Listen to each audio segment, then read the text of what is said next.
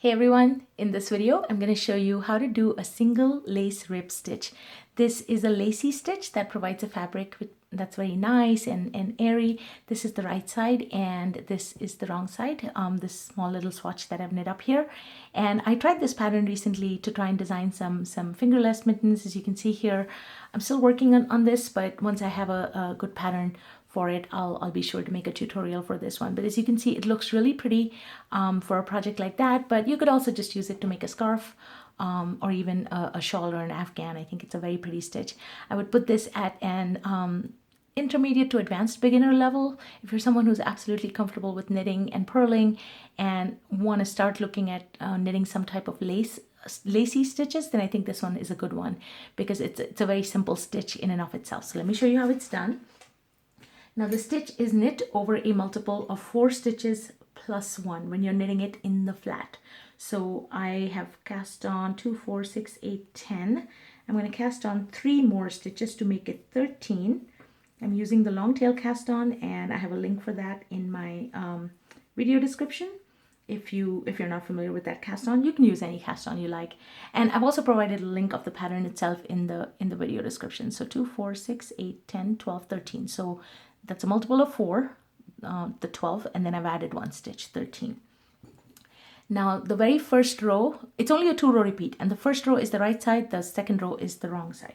So for the very first stitch in row 1, you're just going to do a knit, regular knit, and then starts the pattern repeat, which goes yarn over. So you bring the yarn to the front, then you're going to knit the next 2 stitches together. So right needle into front loops of both stitches. Now as you do that, you'll notice that the yarn over is going to create a stitch, which is what we want.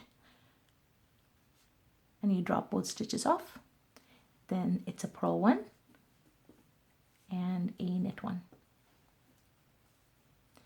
And you just do that repeat all the way down the row. So yarn over, knit 2 together.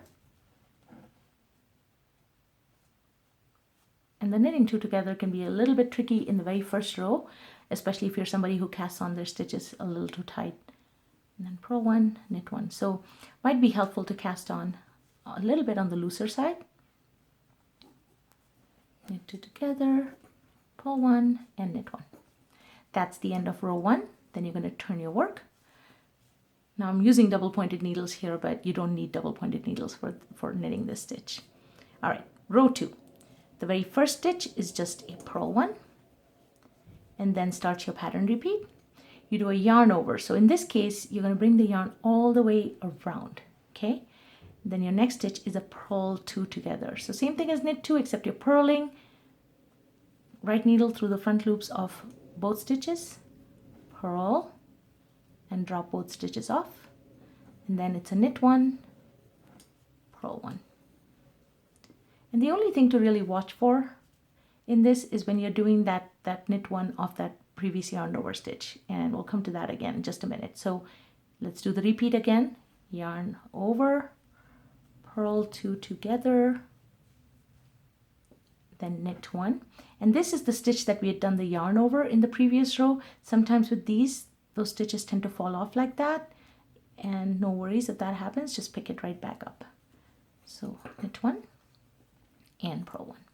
I have 1 more repeat, yarn over, purl 2 together, knit 1 and purl 1. And that's it. Those are the 2 rows.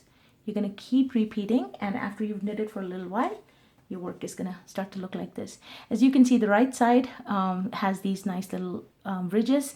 Here's the wrong side. I don't think the wrong side looks bad either.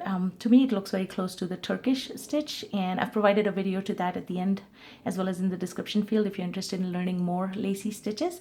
To check out all my videos, please check them out on my channel, Knittycat's Knits. Subscribe to it if you haven't done so.